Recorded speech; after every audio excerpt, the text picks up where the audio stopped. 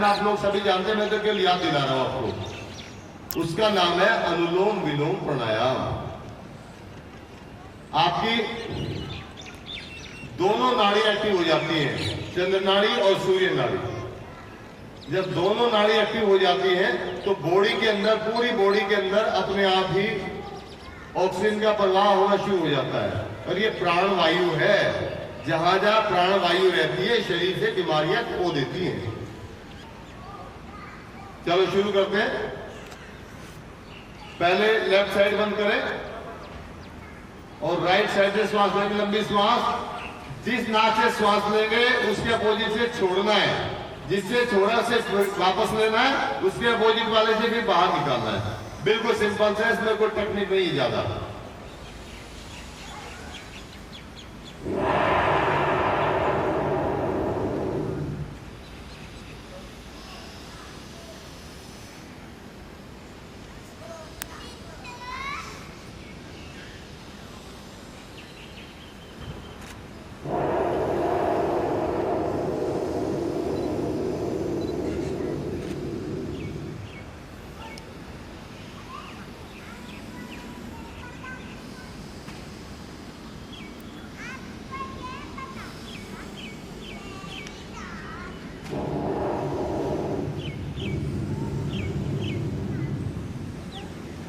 ये आपको समय अनुसार करना है, जितना आपके पास समय है। 5 मिनट तो कर ही ले कम से कम।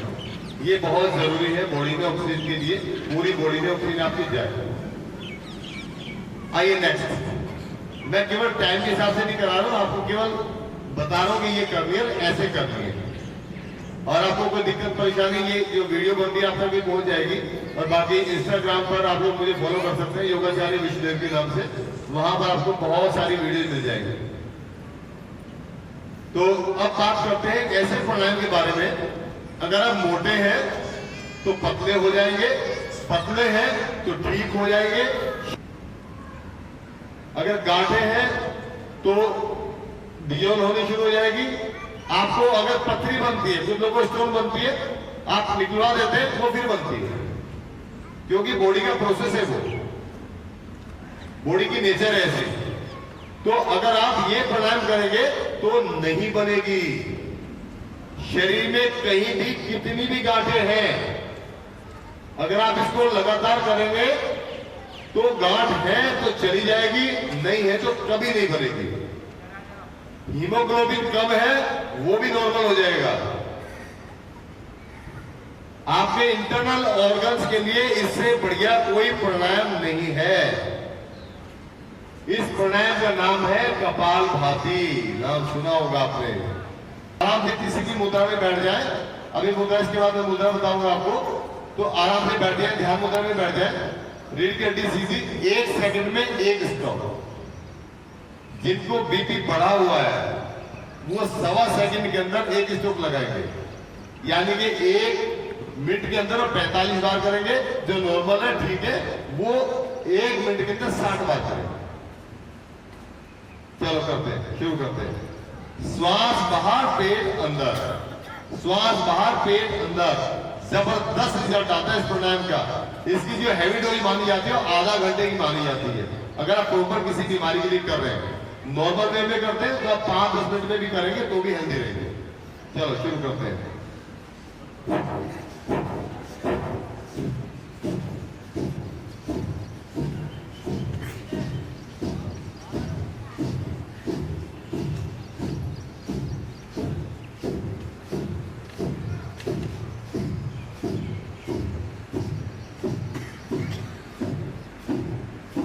यहाँ पर तो मैं देख रहा हूँ सभी लोग सही कर रहे हैं, इसके मतलब हम लोग योग करते हैं। एक बार अपने लिए जोरदार तालियां बजाएं भाई। वाह, वेरी गुड,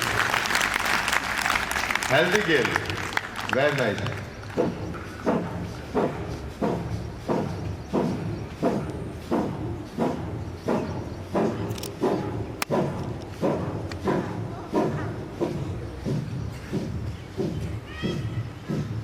इसमें एक छोटी सी दिक्कत आती है, छोटी सी आपको बताता हूँ क्या आती है।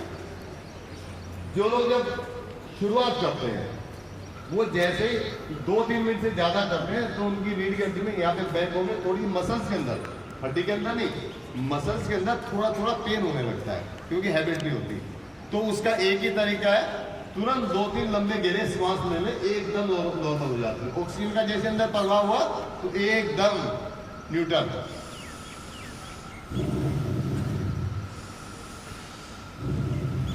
ये शुरुआत के लिए बता रहा हूं, लेकिन जब आप रोज करेंगे तो नियमित रूप से आपको आधा घंटे करना है, अगर आप किसी बीमारी के लिए कर रहे हैं तो। ठीक है, ये है कपालभाति। आइए इसके बाद आगे बढ़ते हैं। इसके बाद बारी आती है दिमाग से संबंधित प्रॉब्लम। ये हमारा सेंटर है जहां से सब कुछ कंट्रोल होता है पूरी बॉडी का। अगर माइंड सही है तो पूरी बॉडी सही से रिस्पॉन्स करेगी। माइंड सही नहीं है तो कितने भी हेल्दी हो, जॉइंट अच्छे हैं आपकी, पूरी बॉडी सही है, आप लेटे रहेंगे, जिसको ब्रेन हेमरेज बोलते हैं। माइंड सिग्नल ही नहीं मिल पाते बॉडी को, ना बॉडी से सिग्नल माइंड को मिल पाते हैं। तो इसलिए माइंड का हेल्दी होना बहुत जरूरी है। और इसके लिए मैं 3 प्राणायाम कराऊंगा। पहला प्राणायाम है भ्रामरी प्राणायाम, दूसरा है उद्गीत, और तीसरा आपने अनुलोम विलोम किया है। ये तीनों एक साथ करना चाहिए। ठीक है, चलो सबसे पहले हम भ्रामरी प्राणायाम करते हैं। ये 2 अद्भुत प्राणायाम है, आपको बता देता हूं, ये इतना कमाल का है। अगर आप कभी टेंशन में आते हैं, बीपी ज्यादा बढ़ा होता है, वैसे एक चीज बताता हूं, अगर आपको अचानक कभी भी कोई दिक्कत आती है शरीर के अंदर, और जो प्राणायाम है भ्रामरी, ये तो अगर आप पूरी भीड़ में बैठे ना, आपने कर लिया तो आपको ऐसा लगेगा मैं पता नहीं कहां एकांत में आ गया। अभी आप करके देंगे, करते भी होंगे आप लोग, मैं वही कह रहा हूं, आप लोग सब जानते हैं, मैं तो केवल याद दिला रहा हूं आपको। तो जब आप करेंगे तो आपको खुद एकदम महसूस होगा, वाह मजा आ गया। किस तरह से, ये जो बड़ी वाली उंगली हमारी है, ये आंखों के ऊपर, इसके ऊपर वाली आईब्रो के ऊपर, और ये दोनों नीचे, और अंगूठों से कानों को साउंड प्रूफ कर लेंगे ताकि बाहर की आवाज अंदर सुनाई ना दे, आप डिस्टर्ब ना हो। ओम का उच्चारण करेंगे लेकिन होंठ बंद करके। जो लोग करना जानते हो अभी कर ले, जो नहीं जानते पहले देख ले उसके बाद कर। ठीक है, ये आपने आंखों पर और आंखों के ऊपर ज्यादा प्रेशर नहीं डालना है, कभी आंखें फोड़ दे, केवल आंखें बंद रखनी है हल्की सी, और अंगूठों से कानों को साउंड प्रूफ। लंबी गहरी श्वास लेंगे, लंबी गहरी श्वास लेकर इसके बाद ओम का उच्चारण करेंगे लेकिन होंठ बंद करके। चलो मेरे साथ करें, लंबी गहरी श्वास,